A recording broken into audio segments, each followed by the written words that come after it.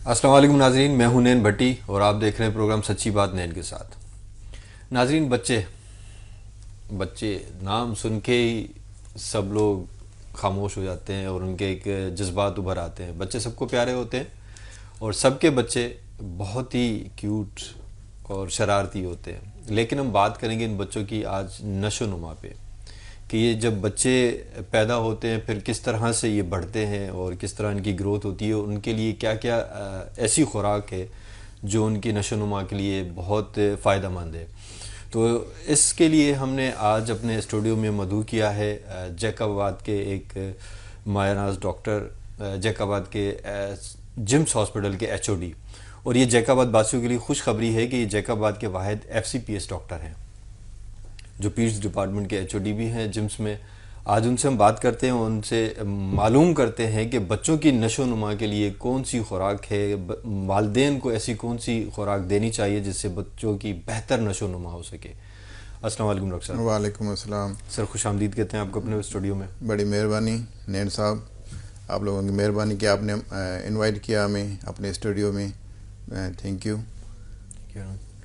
अच्छा सर, जैसे बात हुई अभी मैंने कहा कि बच्चे सबको प्यारे होते हैं और बच्चों की ग्रोथ और सब वालिदैन का एक बहुत ही जिस पे ध्यान होता है कि हमारे बच्चे अच्छी तरह से ग्रोथ करें। तो ऐसी कौन सी खुराक है जो बच्चों को देनी चाहिए जिससे बच्चे अच्छी तरह से ग्रो कर सकें? हाँ, मेहरबानी नैन साहब। असल में ये है कि बच्चे की ग्रोथ के लिए जो हम बोलते हैं फर्स्ट 1000 डेज, जी। पहले 1000 डेज जो बड़े इम्पॉर्टेंट होते हैं। वो 1000 डेज कब से स्टार्ट होते हैं? जब से बच्चा माँ के पेट में पहले दिन से वो हम वहाँ से काउंट करते हैं भाई फर्स्ट 1000 डे। फिर उसके बाद फिर कंटिन्यू होता है कि जब तक बच्चा 2 साल का हो जाए, तो ये टोटल ड्यूरेशन हो जाती है 1000 डे। इसी डेज़ में अगर आप लोगों ने बच्चे की अच्छी से केयर की तो बच्चे की ग्रोथ बहुत अच्छी होगी और बच्चा आपका माल न्यूट्रिशन से या ग़िज़ाई कमी से बच जाएगा।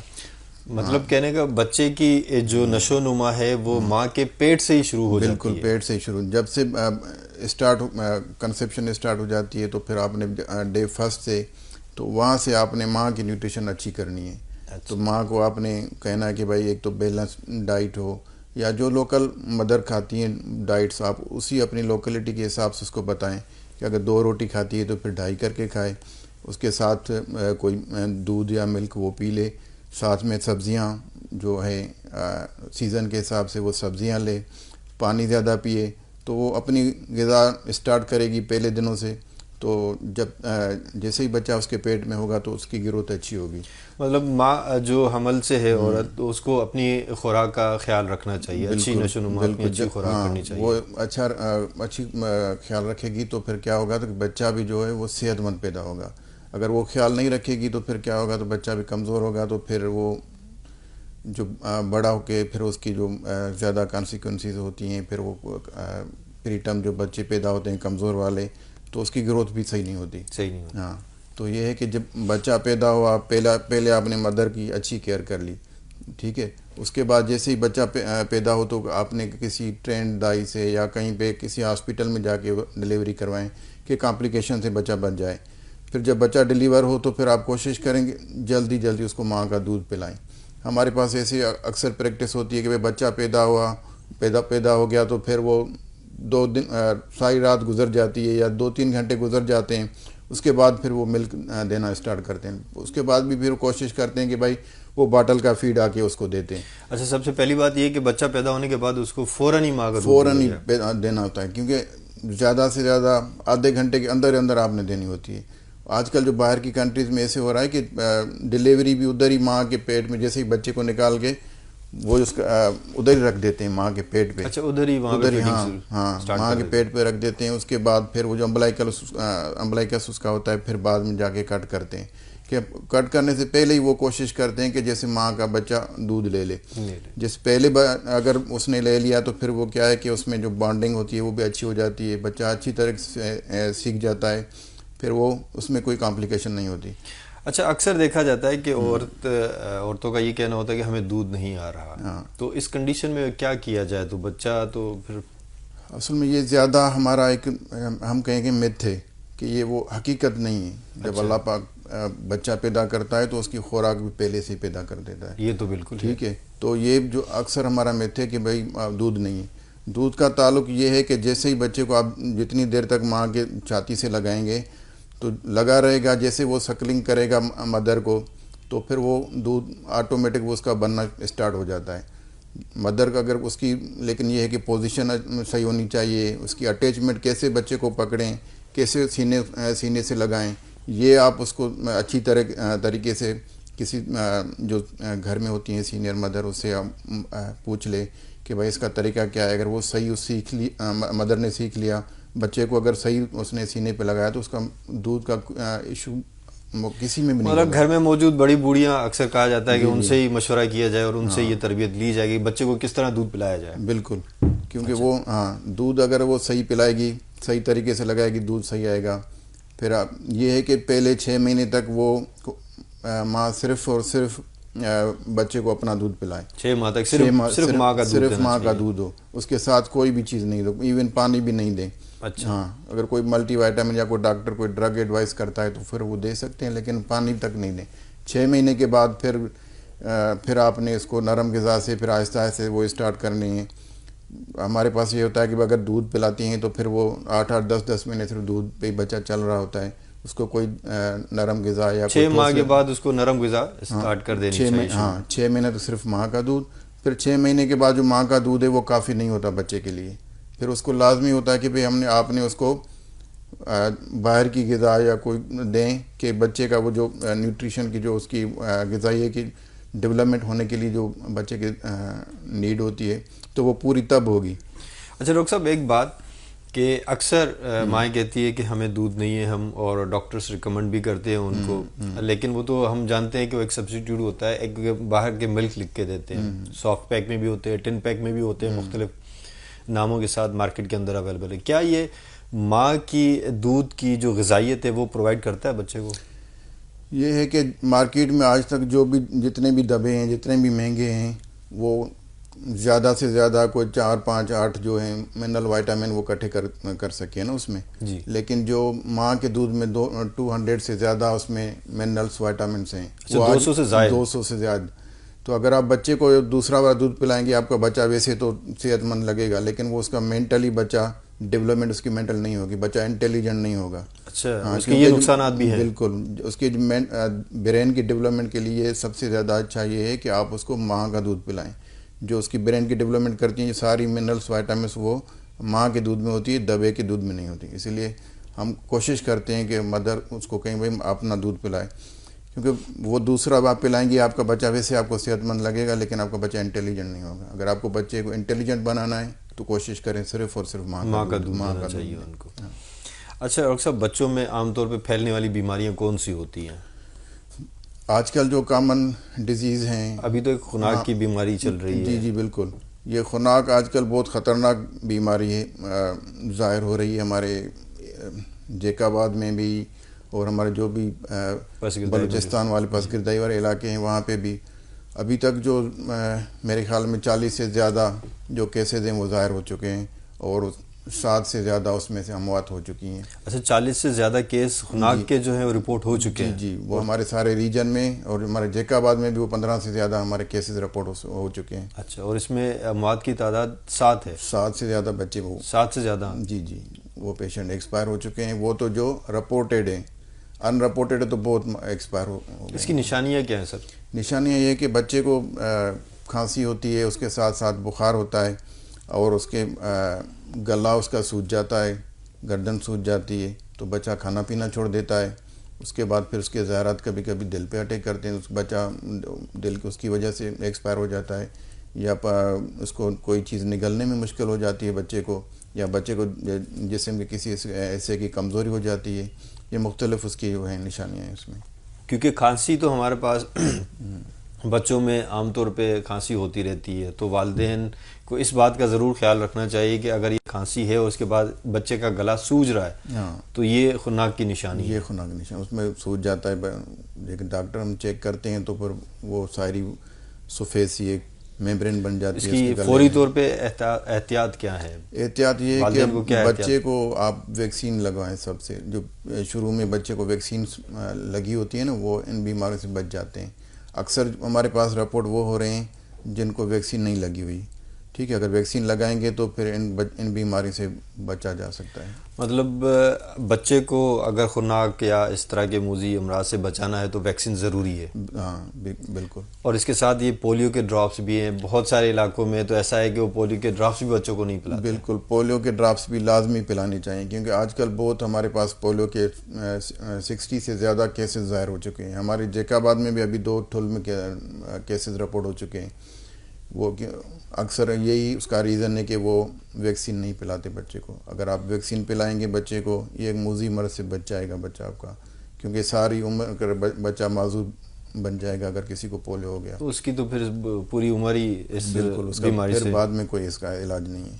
अच्छा, कॉमन डिजीज़ क्या है? बीमारियां कौन सी हैं बच्चों में जो यूनिट्स में होती हैं? और उससे वालिदैन को क्या एहतियात करनी चाहिए जिससे वो बच आजकल सकते तो हैं? हमारे पास ये सीज़न है तो हमारे पास ज़्यादा खांसी या रेस्पिरेटरी इन्फेक्शन, नमूनिया या ब्रोंकोलाइटिस, सांस की ज़्यादा तकलीफ़ वाले बच्चे आते हैं। इस मौसम में ज़्यादा आ रहे हैं। इसलिए ये है कि वालिदैन को ये ख्याल रखना चाहिए कि बच्चे को ठंड से ज़्यादा बचाएं। और हमारे पास यहाँ पे आलूदगी या मिट्टी ज़्यादा हो गई है ना हमारे सिटी में, सफाई अक्सर नहीं है, तो यहाँ पे नमूनिया केसेस ज़्यादा आ रहे हैं। तो कोशिश करें कि भाई प्रिवेंशन करवाएं, धुएं से, मिट्टी से, इन चीज़ों से बच्चे को बचाएं। वैक्सीन बच्चे को लगाएं और फ्रेश इसको फ्रूट्स, सब्जियां, और अपनी हाइजीन का ख्याल रखें। हैंड वाशिंग होनी चाहिए प्रॉपर। ठीक है, जो फूड बच्चों को खिला रहे हैं तो वो भी फ्रेश तैयार करके वो आप खिलाएं। तो इन चीज़ों से बच्चे बच सकते हैं, और वैक्सीन बच्चों को लगवाएं। ताज़ी ग़िज़ाएँ जो है वो घर में दें। हाँ। अच्छा, ज़्यादातर स्कूल गोइंग चिल्ड्रंस, आपको पता है बच्चे जो स्कूल जाते हैं वो तो स्कूल की कैंटीन से बहुत सारी चीज़ें खा लेते हैं, तो बिल्कुल। वालिदैन वहाँ पे बेबस हो जाते हैं फिर। हाँ, ये है। तो स्कूल में तो वहाँ पे भी अगर वो एडमिनिस्ट्रेशन कोई ऐसे कर ले कि भाई बच्चों को जो हेल्दी फूड हैं वो खिलाएं, तो फिर भी बचा जा सकता है इन चीज़ों से। लेकिन पेरेंट्स घर में ज़्यादा कोशिश करें, अभी तो मौसम में गर्म कपड़े पहनाने। अच्छा, फलों में वैसे तो फल सारे ही सेहत के लिए मुफीद हैं, लेकिन कोई बच्चों के लिए ख़ास ऐसे फल जो आप रिकमेंड करें कि इस सर्दियों के सीज़न में या गर्मियों में कौन से फल ऐसे हैं जो बच्चों को लेने चाहिए ज़्यादा? जो भी मौसम के हिसाब से जो आपके पास फ्रूट्स आते हैं ना, तो फिर आप वो सारे फल जो हैं दे वो सकते उनके लिए हैं। मुफीद हैं। हर मौसम के जो डिफरेंट फ्रूट्स आते हैं तो वो आप उसको दें तो वो अच्छे बच्चों के लिए होंगे। अच्छा, ये जो मार्केट में स्नैक्स और ये कैंडीज़ हैं, ये बच्चे को खानी चाहिए, किस हद तक खानी चाहिए? नहीं, ये इन चीज़ों से, फास्ट फूड से या जंक फूड से बचना चाहिए। आजकल तो फ्राइज़, पिज़्ज़ा और ये बर्गर।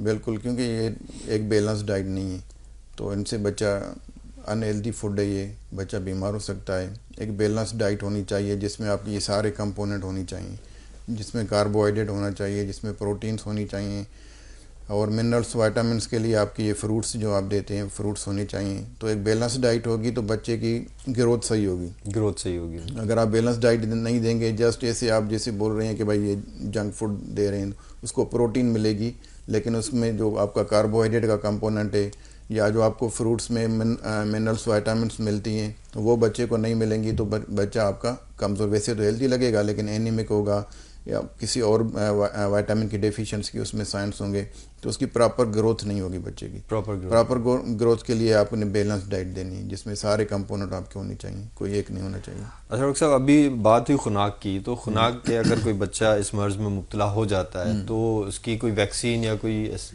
जी बिल्कुल, ये डिफ्थेरिया एंटीटॉक्सिन एक वैक्सीन आप लगाते हैं। तो वो पहले हमारे पास जैकाबाद में आ रही थी, कुछ उन्होंने वायल्स दिए, लेकिन हमारे पास केसेस इतने हैं कि वो एक हफ्ते के अंदर ख़त्म हो गई। आजकल हमने डिमांड भी की है लेकिन फिर भी हमारे पास अवेलेबल नहीं है। इवन हम रेफ़र कर रहे हैं पेशेंट्स को सखर, तो आजकल वहाँ पे भी, सखर पे भी बोल रहे हैं कि वहाँ पे भी इनकी शॉर्टेज हो गई है, वहाँ पे भी नहीं है। तो हमारे पेशेंट बहुत सफ़र कर रहे हैं और पेशेंट ऐसे वेट में एक्सपायर भी हो रहे हैं। तो ये तो बहुत ही एक अलमिया है कि अगर वैक्सीन ही अवेलेबल नहीं है तो बच्चे कैसे फिर? जी बिल्कुल, शॉर्टेज हो गई है वैक्सीन की। हमारे पास भी डिस्ट्रिक्ट में हमने 1-2 हफ्तों से हमने डिमांड की हुई है और हम मालूम कल परसों हमने एक दो पेशेंट रेफ़र किए थे तो वो कह रहे थे भाई उधर सक्खर में भी नहीं है, तो हमारे पास और कहाँ पे ऑप्शन है ही नहीं है, फिर कराची भेजना पड़ेगा या कहीं पे और पे अवेलेबल हो तो फिर वहाँ पे करेंगे। लेकिन होना ये चाहिए कि हर डिस्ट्रिक्ट लेवल पे होना चाहिए, जहाँ पे ज़्यादा केसेस हो रहे हैं, जैसे हमारे पास ज़्यादा केसेस हो रहे हैं या बलूचिस्तान में ज़्यादा केसेस हो रहे हैं, तो फिर वहाँ पे अवेलेबल होनी चाहिए ईच डिस्ट्रिक्ट्स में, तो इन बच्चों को ट्रीटमेंट मिल सके और ये हम प्रिवेंट कर सकें, इनकी जो मॉर्टेलिटी कम कर सकें। तो पाकिस्तान में वैसे वैक्सीन है, सिर्फ हमारे अजला में ये वैक्सीन की शॉर्टेज है इस वक्त? जी जी, क्योंकि हमारे ज़्यादा केसेस हमारे इसी एरियाज़ में निकल रहे हैं, हमारे पास वैक्सीन नहीं हो रही, बच्चों को ज़्यादा नहीं लगवाते, तो हमारे पास ही केसेस आ रहे हैं ज़्यादा। अच्छा, गुज़िश्ता साल के बनस्बत इस साल ज़्यादा हुए हैं या गुज़िश्ता साल भी ऐसे केस रिपोर्ट हुए थे? ये आउटब्रेक अभी हुई है, गुज़िश्ता साल हमने नहीं कोई केस देखा था। अच्छा, हाँ, तो इस वजह से शायद वैक्सीन की शॉर्टेज भी तभी हुई हो। हाँ, क्योंकि पहली मरतबा आउटब्रेक्स हुई है इसकी, ज़्यादा केसेस अभी हुए हैं, तो अभी वैक्सीन की शॉर्टेज है, शायद वो अवेलेबल कर दें, हो सकता है कुछ दिनों में अवेलेबिलिटी हो जाए इसकी। जी जी अच्छा डॉक्टर साहब, आप जिम्स में भी होते हैं? जी जी। जिम्स में एचओडी भी हैं आप, तो जिम्स में बच्चों की जो अमराज हैं उनमें ज़्यादा कौन सी ऐसी बीमारी है जिसमें बच्चे आपके पास रिपोर्ट होते हैं? ज़्यादा हमारे पास माल न्यूट्रिशन के ज़्यादा आ रहे हैं, खुराक की शदीद कमी के वाले ज़्यादा आ रहे हैं, उसके साथ अभी नमूनिया है, जैसे मलेरिया के, नमूनिया के और ब्रोंकोलाइटिस के, अस्थमा के, ये पेशेंट भी आ रहे हैं। लेकिन ज़्यादा हमारे पास शदीद ग़िज़ाई कमी, जैसे हम पहले थर में ये ज़्यादा मसला था, लेकिन हमारे पास भी अभी 100 से ज़्यादा पेशेंट हम मंथली एडमिट करते हैं। 100 से ज़्यादा? 100 से ज़्यादा, 100 से ज़्यादा जो आप केसेस हैं उनको? जी जी, ये 3 महीनों से तो हमने कंटिन्यू, वैसे तो इतने ही आते हैं लेकिन 3 महीनों से 100 प्लस गई है हमारी, 120 130 इतने पेशेंट आ रहे हैं। सबसे ज़्यादा जो हमारी अमवात होती है बच्चों में, वो भी माल न्यूट्रिशन की वजह से हो जाती है। अच्छा, ये सारा हमारा सिर्फ इसका जैकाबाद का इशू नहीं है, ये ओवरऑल पाकिस्तान का पूरे इशू है। पाकिस्तान का हाँ, मसला है। वो 2010 से जो इनकी डेटा है, उधर भी तब से जो इसकी ग्लोबल एक्यूट माल न्यूट्रिशन का रेशो था वो मोर देन 15 था। होना कितना चाहिए? 5 से कम होना चाहिए। अगर 5 से 10 तक है तो ये पुअर रेशो है, 10 से ज़्यादा है तो एक इमरजेंसी सिचुएशन है, भाई हमारे पास इतनी खुराक की कमी वाले बच्चे आ रहे हैं, आप इमरजेंसी बेसिस पे इसको ट्रीट करो। 15 से ज़्यादा तो एक क्रिटिकल सिचुएशन है। लेकिन 2010 से के बाद हम अभी भी आप डेटा देखेंगे तो वो भी आपको 15 से ज़्यादा मिलेगी। लेकिन तब से हम क्रिटिकल सिचुएशन में आ रहे हैं, हमारे 40% से ज़्यादा बच्चे स्टंटेड हैं, उसकी जो उम्र के हिसाब से उसका कद छोटा हुआ है, और जो सीवियर वेस्टिंग है वो भी 17 से ज़्यादा है। 2010 से हम मतलब मेल न्यूट्रिशन में इस वक्त सीवियर कंडीशन में, एमरजेंसी में है, इमरजेंसी सिचुएशन में, और उनसे मॉर्टेलिटी भी बहुत ज़्यादा हो रही है। ये इन बच्चों में एक्सपायर, जो भी अंडर 5 बच्चे एक्सपायर होते हैं ना, तो उसमें सबसे जो 60% से ज़्यादा डायरेक्ट या इनडायरेक्ट उसकी जो कनेक्शन होती है वो माल न्यूट्रिशन की वजह से मर जाते हैं बच्चे। इसका तो मतलब हुकूमती सतह पे इसको मॉनिटर किया जाए, इसके लिए कोई पॉलिसी तैयार की जाए ताकि। बिल्कुल, इसकी पॉलिसी होनी चाहिए शुरू से, जैसे हमने कहा फर्स्ट 1000 डेज से, जैसे बच्चा आपका माल नरिश ना हो, माँ से जब माँ के पेट में होता है बच्चा तब से, फिर उसकी एक्सक्लूसिव ब्रेस्ट फीडिंग होनी चाहिए, फिर अच्छी खुराक होनी चाहिए, तब से आप उसकी काउंसलिंग करें। हमारे पास हमारे कंट्री में सब कुछ है, लेकिन मदर्स को पता नहीं है कि भाई इस टाइम हमने क्या देना है। ठीक है, वो अपने घर की मुर्गियाँ अंडे वो सारे बेच के वो एक दवा लेके आती हैं, तो वो दवा एक न्यूट्रिशन नहीं है, लेकिन वो उसकी जो घर वाली ग़िज़ा है, अगर वो मुर्गियाँ और अंडे अपने बच्चों को खिलाए तो शायद दवाई की ज़रूरत ना पड़े। दवाई की ज़रूरत ही ना पड़े, लेकिन उनको काउंसलिंग, उसको पता नहीं है कि हम अपने बच्चों को कब खिलाएं, क्या खिलाएं, कि अपना दूध का कितने अरसे तक सिर्फ माँ का दूध पिलाएं। लेकिन हमारे पास नहीं है, हम जस्ट ये दबे का दूध पिलाओ, ये कॉन्सेप्ट हमारे मिथ हुए हैं। मिथ की वजह से हमारे बच्चे सारे माल न्यूट्रिशन में जा रहे हैं। तो ये एक इमरजेंसी बेसिस पे एक अवेयरनेस प्रोग्राम करनी चाहिए इसमें, कि हम कैसे इन बच्चों को माल न्यूट्रिशन से बचाएं, क्योंकि हमारी सारी कंट्री में इतने बच्चे हमारे माल न्यूट्रिशन में चले गए हैं। 40% से ज़्यादा आपके बच्चे वो हैं जो अभी उसकी जो इंटेलिजेंस भी नहीं इतनी नहीं होगी, बच्चा इंटेलिजेंट नहीं होंगे, क्योंकि स्टंटेड जो भी होते हैं वो उसके IQ भी कम होता है बच्चों का। 40% रेशो आपने जो बताया वो बहुत ज़्यादा है। इस तरह तो हमारी पूरी की पूरी जनरेशन जो है वो तबाह हो रही है। बिल्कुल, यही है कि ये हमारी इमरजेंसी बेसिस पे इसको करना चाहिए, इस पे माल न्यूट्रिशन वाले इस पे टॉपिक हुकूमती सतह पे जब तक कोई इकदाम उठाए जाएँ तब तक अब वालिदैन को, स्पेशली माओं को ही इसके लिए कुछ ना कुछ करना पड़ेगा। बिल्कुल। वो अपने बच्चों की खुराक पे ज़्यादा तवज्जो दें, उनको खिलाएं और उनको बिल्कुल ये है कि बस बच्चे माँ जब बच्चा, जैसे हमने कहा 1000 डे वाला, तो माँ जब बच्चा माँ के पेट में हो तब से उसकी माँ की खुराक अच्छी करें और 6 महीने तक सिर्फ़ और सिर्फ माँ का दूध पिलाएं उसको, और कोई ग़िज़ा नहीं दें, ठीक है। और जो दूध पिलाते हैं, अक्सर हमारे पास दूध पिलाने के तरीके भी सही अच्छे नहीं आते ना, कि भाई 5 मिनट एक साइड से देते हैं चेस्ट से, 5 मिनट दूसरी साइड से। लेकिन ये है कि जो पहले माँ का दूध के फिर किस्म होते हैं, पहले जो आता है वो सिर्फ वो ग्लूकोज वाला दूध आता है पहले 5 से 6 मिनट तक। उसके बाद जो आता है वो प्रोटीन वाला जो रिच वाला होता है, फिर बाद में आता है, उससे बच्चे की ग्रोथ होती है। लेकिन हम ऐसे करती हैं मदर्स, अक्सर 5-6 मिनट देख कर फिर छोड़ देती हैं, तो उसको ग्लूकोज वाला आ जाता है। लेकिन बाद में जो प्रोटीन्स वाला मिल्क होता है बाद वाला, वो उसको मिलता नहीं है। तो होना ये चाहिए कि भाई अब 20 मिनट कम से कम छाती में एक साइड से लगा के रखे। 20 मिनट तक मतलब एक साइड से बच्चे को फीड करवाना चाहिए। बिल्कुल, फिर बच्चे की ग्रोथ अच्छी होगी, क्योंकि उसको प्रोटीन भी मिलेगी, फैट भी। बाद वाला जो दूध होता है वो ताकतवर होता है, तो वो आप अगर उसको पिलाएंगे तो फिर वो बच्चा सही होगा। उसके बाद 6 महीने के बाद फिर ठोस ग़िज़ा आपने ज़रूर देनी है, उसको नरम ग़िज़ा देनी है। फिर 3 से 4 मरतबा आपने कम से कम आपने उसको नरम ग़िज़ा से स्टार्ट करना है। पहले 2 से 3 चम्मच से स्टार्ट करना है, फिर नरम ग़िज़ा से। उसके बाद फिर पीसेस करके आपने देनी है 6 से 7 से 8 महीने वाले बच्चे को। बस डॉक्टर साहब, आजकल तो ये भी देखा जाता है कि जो मदर्स हैं वो ड्यूरिंग प्रेगनेंसी वो अपनी डाइट का बहुत कंट्रोल करती हैं। वो कहती हैं कि शायद हमारी फिगर ना ख़राब हो जाए, तो इस वजह से भी वो बिल्कुल ये भी है कि इसकी वजह से ही बच्चे कमज़ोर पैदा होते हैं। बच्चे कमज़ोर होंगे तो फिर कमज़ोर ही रह जाते हैं, फिर बाद में हाँ वो हेल्दी नहीं रहते। बहुत शुक्रिया डॉक्टर साहब। इंशाल्लाह आपको दूसरे प्रोग्राम में हम ज़रूर मदऊ करेंगे किसी और टॉपिक के साथ। Thank you. तब तक हमें इजाज़त दीजिएगा। मेहरबानी। जी नाज़रीन, आपने सुना डॉक्टर साहब से कि एक सेहतमंद माँ ही एक सेहतमंद बच्चे को पैदा कर सकती है। अगर एक माँ कमज़ोर है तो बच्चा भी वो कमज़ोर पैदा हो सकता है। लिहाजा बच्चे की खुराक उसके पैदा होने के बाद से नहीं, माँ के पेट से शुरू हो जाती है। जब आप अपने बच्चे को हेल्दी और अच्छी ग्रोथ में देखना चाहते हैं, तो जब वो माँ के पेट में बढ़ रहा होता है, नशोनुमा ले रहा होता है, तो आप माँ की ग़िज़ा को बढ़ा दें। और स्पेशली डॉक्टर साहब ने ये भी बताया उन माँओं को जो कहती हैं कि हमें दूध नहीं आता। वो बता रहे हैं कि एक मिथ है, ऐसा पॉसिबल ही नहीं है।